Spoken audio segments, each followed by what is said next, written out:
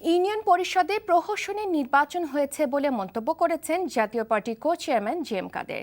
তিনি বলেন, জাতীয় পার্টি এই নির্বাচনে থাকবে কিনা সে বিষয়ে সিদ্ধান্ত নেবে তৃতীয় দফার পর। নির্বাচনে নৈরাজ্য বহাল থাকলে আগামীতে গেজেটভুক্ত নির্বাচনের সম্ভাবনা শঙ্কার কথা জানান তিনি। আরও জানাচ্ছেন চয়ন রহমান।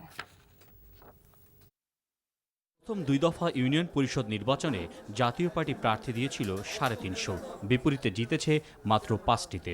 নির্বাচন সুষ্ঠু ও অবাধ না হওয়ায় এমন ফল হয়েছে বলে সংবাদ সম্মেলনে জানিয়েছেন জাতীয় পার্টির কো চেয়ারম্যান। এ সময় তিনি কথা বলেন সামনের ইউপি নির্বাচনগুলোতে জাতীয় পার্টির থাকা না থাকা নিয়ে। ইউপি নির্বাচন সুষ্ঠু, অবাধ ও নিরপেক্ষ হয়নি।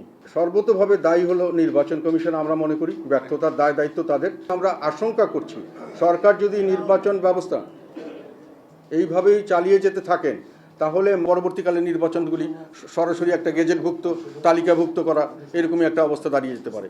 সামনের নির্বাচনের অবস্থানটি আমরা সামনের ধাপে দেখব এবং সেখানের পরবর্তীকালে কি অবস্থা হয় তখন আমরা সিদ্ধান্ত নেব।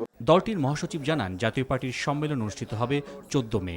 এর আগে দলকে বিতর্কিত করতে জাতীয় পার্টির সিনিয়র কিছু নেতার কর্মকাণ্ড দলের পক্ষ থেকে খতিয়ে দেখা হচ্ছে বলে জানান তিনি। তাদের ভাগ্য সময় কথা বলবে, তাদের আচরণের উপরে নির্ভর করে তারা কোথায় থাকবে, তারা কি ব্যবহার করে।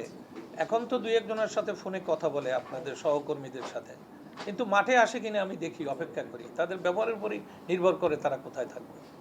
আমরা মনে করি পার্টি ঐক্যবদ্ধ রাখা দরকার।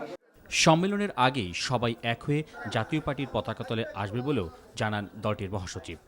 চয়ন রহমান, এনটিভি নিউজ, ঢাকা।